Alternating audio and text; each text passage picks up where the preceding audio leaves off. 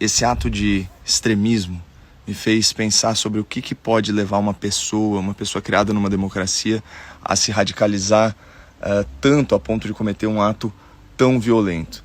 Por isso, considerando aí a seriedade dessa pauta, a importância dessas reflexões, eu tenho 2 pedidos para você. Primeiro, marque pelo menos 2 pessoas de direita aqui nos comentários. Segundo, compartilhe essa análise no grupo da sua família, para que as pessoas que você ama tenham consciência do que está acontecendo no debate público americano e no debate público brasileiro e os riscos desse fenômeno. Bom, vamos aqui aos fatos. O autor desse atentado contra o Trump era um jovem de apenas 20 anos, sem ficha criminal e nenhum sinal aparente de radicalização política. Na verdade, em janeiro de 2021, ele fez uma pequena doação ao Progressive Turnout Project. Numa tradução livre seria algo como Projeto Progressista para Comparecimento às Urnas. É um comitê de ação política que, segundo aqui as suas próprias publicações nas redes, espera arrecadar $30 milhões para o Partido Democrata, partido que é mais ligado à esquerda americana. Eu quero ler para vocês a última postagem deles. É simples, pessoal. Donald Trump é uma ameaça para a nossa democracia. E na sequência vem uma citação do Joe Biden, falando aqui que o Trump vai destruir a democracia americana. E na real, uma semana antes, o presidente democrata já tinha afirmado: é hora de colocar Trump no alvo.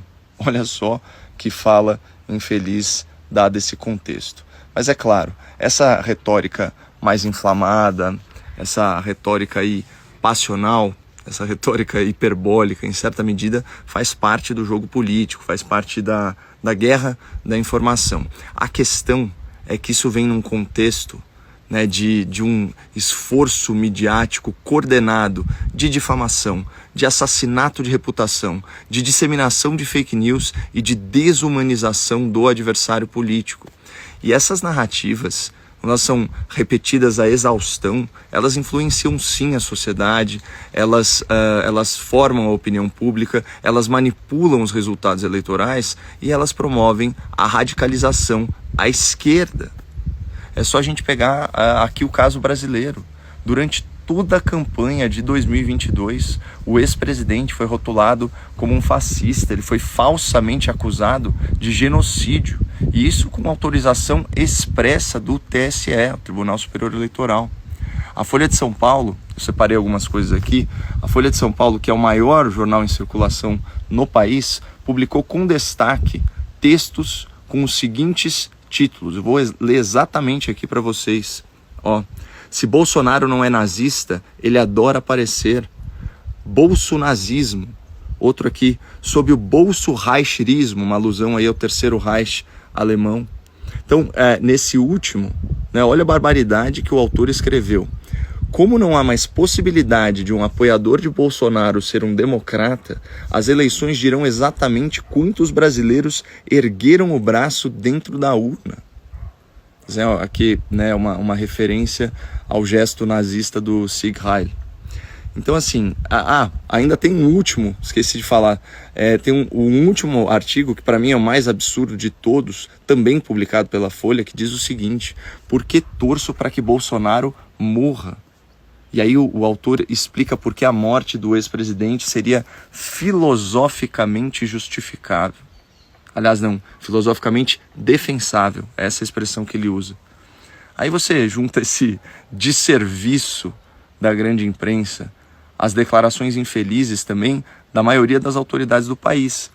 A gente tem ministro do STF que se refere a manifestantes como, aspas, criminosos terroristas. Você tem o próprio presidente da República falando de uma gente que supostamente tem que ser extirpada. Então, pessoal, seja aqui no Brasil, seja nos Estados Unidos, quando esse discurso de ódio encontra aí o terreno fértil de uma mente fraca, aí está dada a receita para a radicalização e a justificativa para a violência. Porque na sua cabeça, o extremista, ele está agindo em nome da democracia, ele está agindo contra o fascismo. Por isso, é muito importante que as famílias tenham esse diálogo sobre o que de fato caracteriza o fascismo. né? Então, e o que é isso? O que caracteriza o fascismo? O que é o fascismo real? É a violência contra minorias, a repressão contra opositores políticos, a restrição das liberdades individuais, a imposição da censura, a interferência estatal na economia.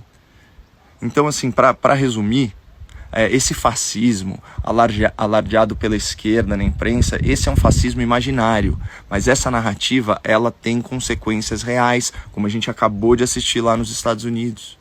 Por isso, é o nosso dever combater a disseminação de mentiras sobre o que a direita conservadora liberal verdadeiramente representa, que é a preservação da liberdade, a preservação da ordem, a preservação da justiça, e tudo isso com respeito às tradições religiosas, as tradições familiares, as tradições comunitárias da pátria, né?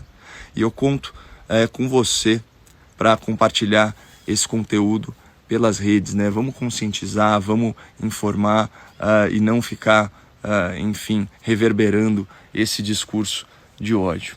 Então é isso, tá dado o recado.